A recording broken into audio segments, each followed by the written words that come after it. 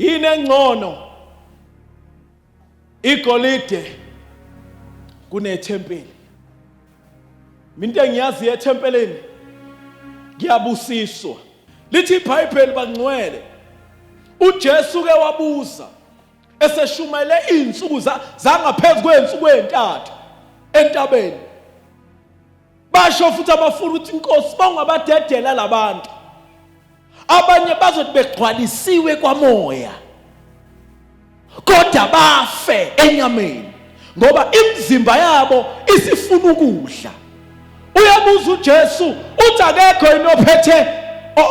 ophethe nje ilunch box.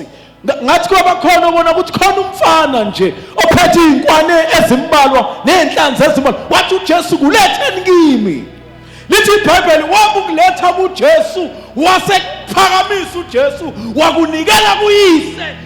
Then kwaba noma isinkwa esesinikela uNkulunkulu esesihlukaniseliwe. Lithi iBhayibheli immediately wathi uJesu esesinikuyise wathi ababelane kwase kumultiply izinto ngoba sezinjani sesihlukaniselwe uNkulunkulu okulethwe ethempelini kuhlukanisela uNkulunkulu bese uNkulunkulu enzenjani enze the multiplication out of thing ekho kube khona into enjani bazalwane ekhona.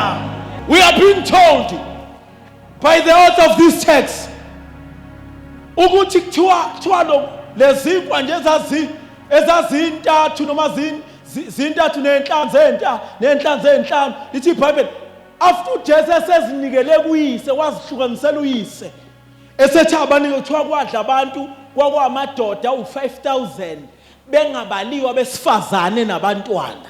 Kwaphuma amasaka amaningi emvuthuluka umfana abuyela nawe emuva.